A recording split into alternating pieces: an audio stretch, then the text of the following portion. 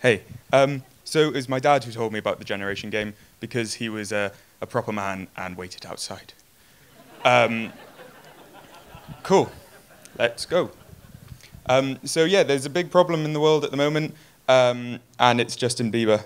Well, no, it's obesity, and it's like it's a worldwide problem, which the World Health Organization has now said more people die from overeating than they do from famine. So we're the generation where we're killing ourselves by eating too much. Yay. But we all know what the problem is, really, don't we? Because it's all about what's being fed to us. So we've got like these foods and they're full of calories and like we eat a little bit and we get fat. And that's just kind of accepted. And also what's accepted is the fact that we've kind of thought we've come up with the solution. But the solutions don't really work either. So like certain dietary people have come out and said that the reason that their products work are because 84% of people fail and then come back. Or the other option is that you drink juice. And I like eating, so I don't want to drink juice. But yeah, I think we should just know ourselves. So my way of thinking about that, that's Apollo. That was on his temple. He's a Greek god. I don't think he was real.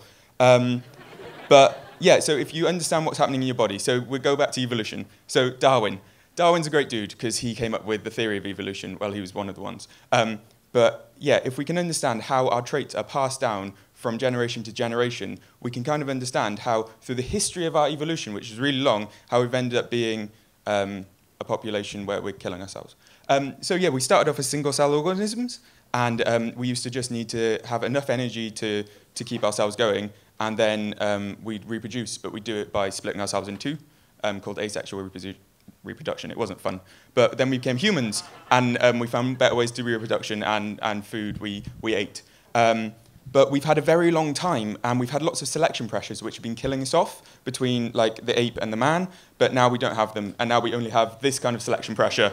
But the sad thing is, these people probably reproduced before this photo was taken, so their genes are already in the gene pool, like we're screwed. So anyway, one of the big problems that we used to have is that we didn't used to have enough food, so we'd starve to death, like we didn't have this. So our bodies had to become really good at storing any food that we gave them. And our bodies designed a way of doing it which was a special type of cell, which is called fat cells. And now we're really annoyed at them, but they're really great because they're the only way that you can store energy for a long period in your body. Like, that's it. And they work by releasing that energy as you need it. And there was big periods of our lives when we didn't have enough energy, and we'd have to survive through like really cold times when there was no food, and so your fat cells were really helpful then. And the way fat cells work is they fill up, and once they filled up, they'll make another one because they're full, but you can never get rid of those. And that didn't used to be a problem because that would get passed down from generation to generation to generation and be really useful because your kids would be all right. But now what happens is that they don't go away, and then we give them cake. And they get bigger again, and then that's how we got to it. But the second way that our bodies are really clever is that we have a connection between our body and our brain, especially between our stomach and our brain. So your stomach will send your brain a signal saying, we don't have any food, and your brain will be like, cool, body, go get food, shit, we're gonna die. And then once you eat, you'll get rewarded, and that'll stop the signal from your brain. And it used to be really hard to get this food because, accurate,